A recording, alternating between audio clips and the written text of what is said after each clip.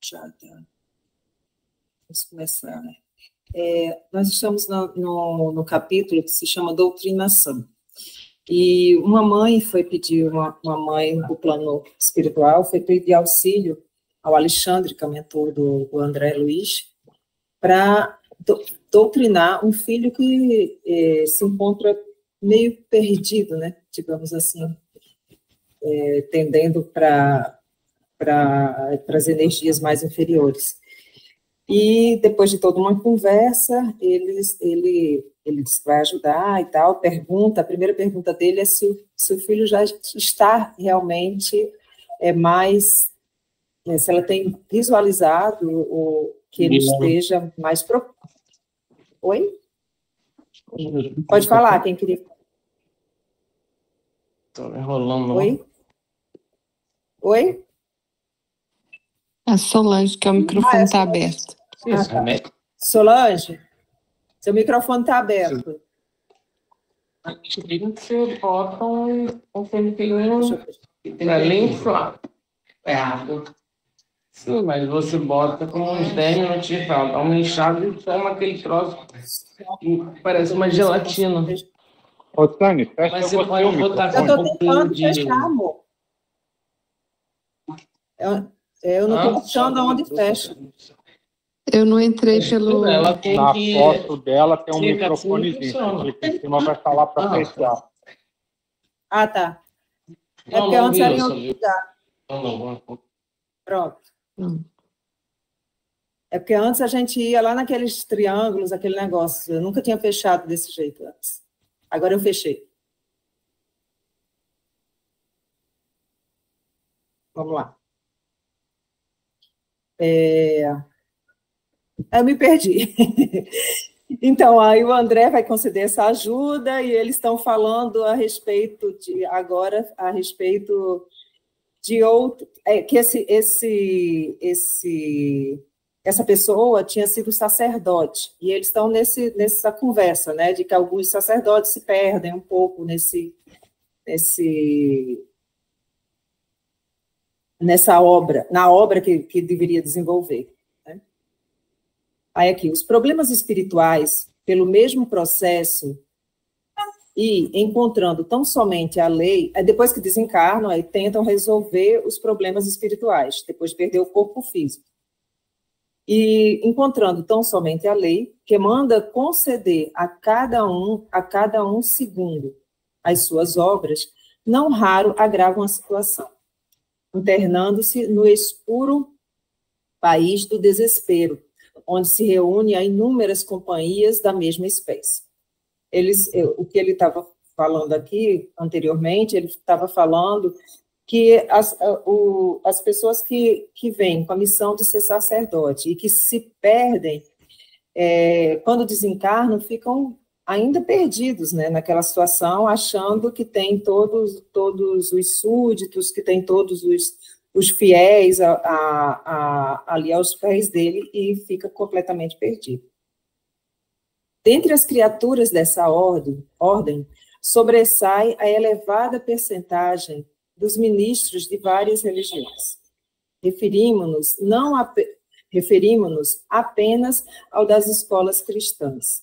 Verificamos que a maioria não pondera na exemplificação do próprio mestre divino. Pode falar. Sani? Pode falar. Eu ia dar uns exemplos, porque tem acontecido nos trabalhos desobsessivos, né? Nessa linha, já aconteceu tanto um franciscano, ele falava assim, eu não gosto desses franciscanos, esse pessoal com essa roupa e tal. Só que a doutora que vai com a gente, ela tem visão, né? Então ela falava, você tá vestido como eles? E ele falava assim, ué, e você consegue enxergar? Então ele estava criticando a própria ordem dele, ele não estava. E no último encontro tinha um pastor, ele falava assim, mas cadê todo mundo que eu estava levando, né? Vamos dizer assim, que ele estava cuidando, como nesse caso aí, né? Então, a gente falava assim, você não estava fazendo oração para encontrar um local, um acolhimento? Falou, tava, mas esse local aqui é o quê? É porque eu sou pastor. Eu falei, não, aqui não, a gente não diferencia, né, quem é de uma religião ou de outra. Aqui é um local de acolhimento, onde você, né, fez orações e conseguiu chegar aqui, porque é aqui que você vai encontrar o seu socorro, né? Mas eu tô vendo que cada um tá conversando, aí tem freira, tem padre, tem não sei o quê. E a gente fala, é assim mesmo. Então, aí quando fala das religiões e dessa, que quando no desencarne a pessoa fica desorientada, né? Levando esses grupos ainda, e vai como se, né, às vezes fosse teve um que chegou, era um. Não lembro assim qual era, se era um padre, o que que era, mas ele falava que ele estava muito cansado, que estava caminhando e tal. Aí eu falava, vocês fizeram orações? Sim, nós estamos orando sem parar, mas quando não sai daquela bolha, sabe? Então, eles, ele falava, a gente está muito cansado, muito cansado. E aí a gente fala, né? Vocês chegaram num local de acolhimento e tal, e vocês vão receber, vão poder trocar de roupa. Eles que eram milhares. E foi assim, incrível, sabe? O tanto de resgate, de oportunidade, né? Porque eles ficam mesmo perdidos achando que eles vão ser os salvadores de todo o grupo que eles estão levando, sabe? Diga, Diva. Pode falar, Vivi.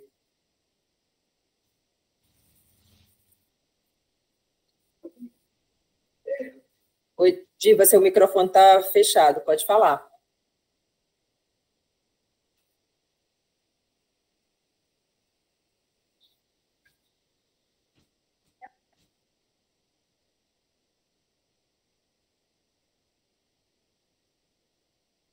Eu acho que ela não está querendo falar. Diva, você está querendo falar porque você está com a mão levantada? Não, né? Tudo bem. Tudo bem. Vou continuar a leitura, então. Agora eu não consigo te ver, tá? Mas aí alguém vai sinalizar. Com coluna. Cerram os olhos. Oi? Oi?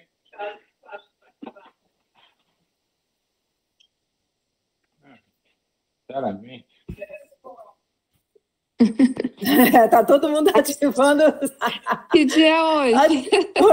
Que o pessoal tá meio. Os microfones estão desativando. Sozinho. Não, e a câmera dela agora tá aberta. Tá muito. O pessoal Pois tá bem. É a festa. Vamos lá. Cerram olhos e ouvidos aos sacrifícios apostólicos. Simão Pedro, João Evangelista, Paulo de Tarso, representam para eles figuras demasiadamente distantes. Apegam-se às decisões meramente convencionais dos concílios, estudam apenas os livros eclesiásticos e querem resolver todas as transcendentes questões da alma através de programas absurdos de dominação pelo culto exterior. Erguem basílicas suntuosas, olvidando o templo vivo do próprio Espírito. Homenageiam o Senhor como os orgulhosos romanos reverenciam a estátua de Júpiter, tentando subornar o poder celeste pela grandeza material. Grandeza material das oferendas. Mas aí esquecem o coração humano, menosprezam o espírito de humanidade, ignoram as aflições do povo, a quem foram mandados servir, e cegos aos próprios desvairios, ainda aguardam um céu fantástico, que lhes entronize a vaidade criminosa e a ociosidade cruel. Alexandre, nesse ponto das elucidações, como se fora chamado à meditação mais profunda, silenciou por momentos, continuando em seguida. Para estes, André, a morte do corpo é um acontecimento terrível. Alguns enfrentam, corajosos, a desilusão necessária e proveitosa.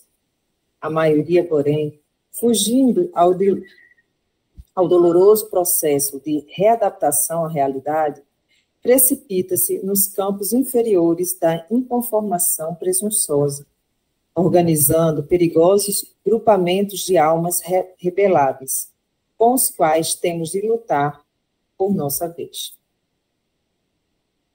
Quase todas as... Dá licença, só um minutinho. Pode falar, claro.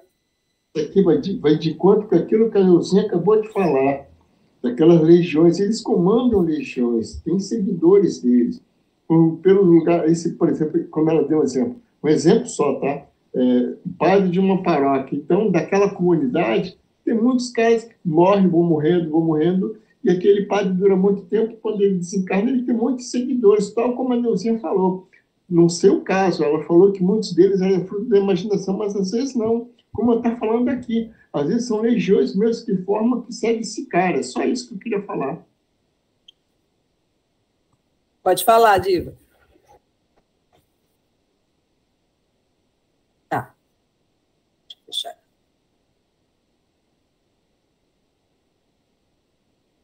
Quase todas as escolas religiosas falam do inferno, de penas angustiosas e horríveis, onde os condenados experimentam torturas eternas. São raras, todavia, as que ensinam a verdade da queda consciencial dentro de nós mesmos, esclarecendo que o plano infernal e a expressão diabólica encontram início na esfera interior de nossas próprias almas. O orientador amigo fez novo intervalo. Depois de pensar a sós durante alguns instantes, considerou: você compreende? Os que caem por ignorância aceitam com alegria a retificação, desde que se mantenham em um padrão de boa vontade sincera. Os que se precipitam no desequilíbrio, porém, atendendo à sugestão do orgulho, experimentam grande dificuldade para ambientar a corrigenda em si mesmos. Precisam edificar maior patrimônio de humildade antes de levarem a efeito a restauração imprescindível. Observando que o mentor silenciara novamente, perguntei: mas se o erro voluntário pertence ao sacerdote, no caso em exame, como explicar o sacrifício materno? Interessante essa pergunta, né? Porque foi a mãe que está lá há 10 anos tentando tirar esse filho, né, do lugar onde ele se encontra, né, de um lugar de vibrações mais baixas, criminosas e tudo mais. Alexandre não hesitou. Há renunciações sublimes em nosso plano, exclamou sensibilizado, dentro das quais companheiros existem que se sacrificam pelos outros através de muitíssimos anos, mas no processo sob nossa observação, a nossa amiga tem sua percentagem de culpa. Na qualidade de mãe, ela quis forçar as tendências do filho jovem. Em verdade, ele renascera para uma tarefa elevada no campo da filosofia espiritualista. Contudo, de modo algum, se encontrava preparado para o... Pessoal, só um minutinho, que meu cachorro está ali numa situação... Peraí, só um minuto, eu já volto. Se alguém quiser ir lendo, eu vou deixar marcado. Eu vou dar um exemplo, então, outro, tá. Mas não é do... Tá joia, só um minuto. Da mãe, né? É uma outra situação, mas que também aconteceu com a mãe. O filho morreu, os dois desencarnados, né? A mãe e o filho. Só que o filho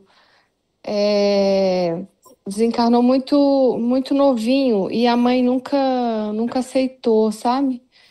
E aí ela já estava, né? Já tinha vivido a vida toda, desencarnou, o filho já estava super bem, mas ele tentando resgatar a mãe que estava lá, e ele estava também muito cansado de tentar, né, ficar nesse resgate da mãe e tudo.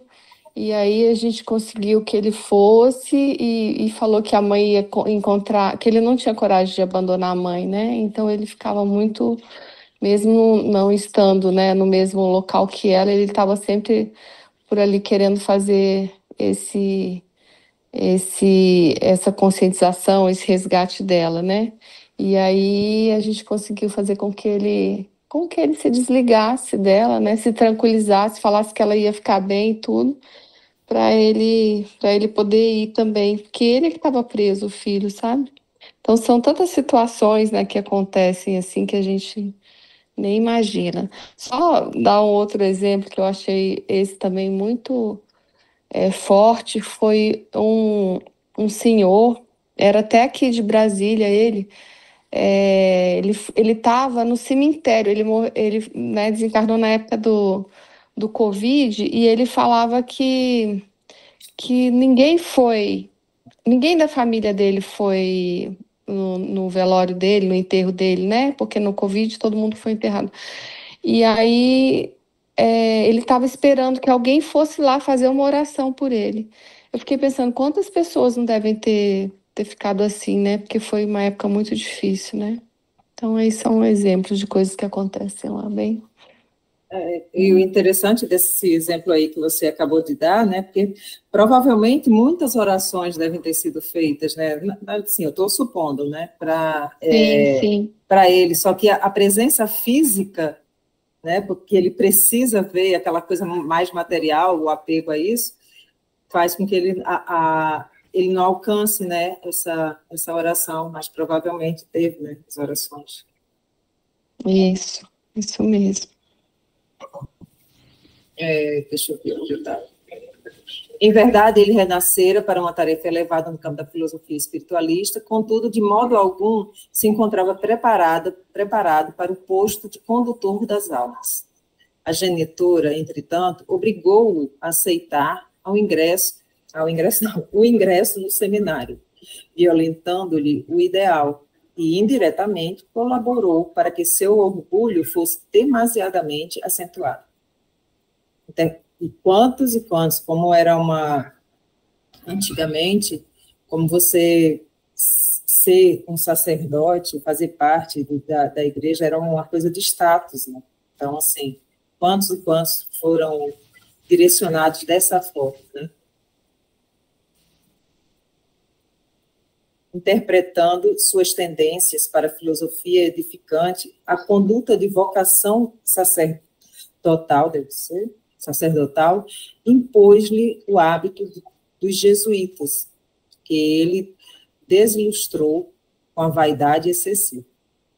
Claro que a nossa irmã estava possuída das mais santas intenções, todavia, sente-se no dever de partilhar o sofrimento do filho, sofrimentos, aliás, que ele mesmo ainda não chegou a experimentar em toda a extensão, em vista da crosta de insensibilidade com que a revolta lhe vestiu a alma desviada. Interessante essa parte que fala, né, que não experimentou ainda a extensão do sofrimento, porque ainda tem muitas crostas na sua visão, né, os seus sentimentos, tornando até mais frio, né? Porque Alexandre fizesse uma pausa mais longa, interroguei. Mas se o filho foi conduzido à situação difícil, para a qual não se encontrava convenientemente preparado, será tão grande a culpa dele? O instrutor sorriu, em vista das minhas reiteradas arguições, e esclareceu. A genitora errou pela imprevidência. Ele faliu pelos abusos criminosos em oportunidade de serviço sagrado. Alguém pode abrir-nos a porta de um castelo por excesso de carinho, mas porque tenhamos obtido semelhantes facilidades, não quer isto dizer isenção de culpa. Caso venhamos a menosprezar a dádiva, destruindo os tesouros colocados sobre nossos olhos. Por isso mesmo, a carinhosa mãe está efetuando a retificação amorosa de um erro, enquanto o filho infeliz expiará faltas graves. Essa explicação encerrou a palestra, referente ao assunto. Na noite previamente marcada, acompanhei um pequeno grupo que procurou Marinho para auxílio espiritual. Constituía-se a nossa reduzida expedição apenas de 4 entidades: Alexandre, a genitora desencarnada, um companheiro de trabalho e eu. Com grande surpresa, vim a saber que este companheiro nosso, de nome Necésio, funcionaria na qualidade de intérprete, junto ao sacerdote infeliz. Necésio foi igualmente padre militante e mantinha-se em padrão vibratório acessível a percepções dos amigos de ordem inferior. Marinho não nos veria, segundo me informou Alexandre, mas enxergaria o ex-colega. Entraria em contato com ele e receberia nossas sugestões por intermédio do novo colaborador. Admirando a sabedoria que preside semelhantes trabalhos de cooperação fraternal, segui atenciosamente o grupo, que se dirigiu a uma igreja de construção antiga. Se estivesse ainda na carne, talvez o quadro, sob meu olhar, me despertasse terríveis sensações de pavor, mas agora a condição de desencarnado impunha-me a disciplina emotiva. Enchia-se o templo de figuras patibulares. Inúmeras entidades dos planos inferiores congregavam-se ali, cultivando, além da morte, as mesmas ideias de menor esforço no campo da edificação religiosa. Alguns sacerdotes, envolvidos em vestes negras, permaneciam igualmente ao pé dos altares, enquanto um deles, que parecia exercer função de chefia, comentava de um púlpito o poder da igreja exclusivista a que pertencia, expondo com extrema sutileza novas teorias sobre o céu e a bem-aventurança. Assombrado, ouvi a palavra amiga de Alexandre, que me explicava gentilmente. Pode falar. Eu só queria falar uma coisa interessante que ele fala aqui. Agora, a condição de desencarnado impunha-me a disciplina emotiva. Por que eu quis falar isso? Porque no grupo que eu faço, no centro que eu pertenço, nós estamos estudando o livro Nosso Lar, então tudo de novo.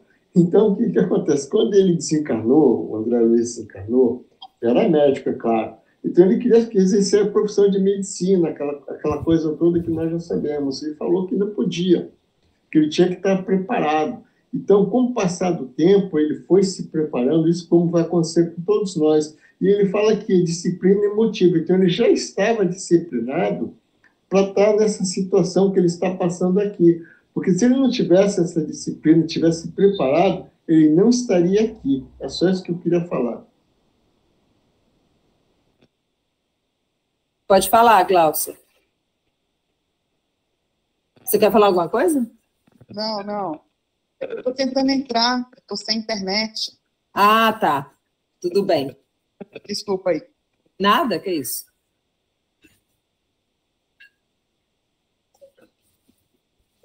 Não estranhe. Os desesperados e preguiçosos também se reúnem depois da transição da morte física, segundo as tendências que lhes são peculiares, como acontece às congregações de criaturas rebeldes na crosta planetária. Os mais inteligentes e sagazes assumem a direção. Muitos males são praticados por estes infelizes inconscientemente. Oh, exclamei com espanto. Como podem estronizar a ignorância a esse ponto? Quem poderia crer no quadro que observamos? Se forem criaturas informadas quanto à verdade, Por que motivo ainda se entregam à prática do mal? Trata-se de ação maléfica inconsciente, esclareceu o bondoso Alexandre.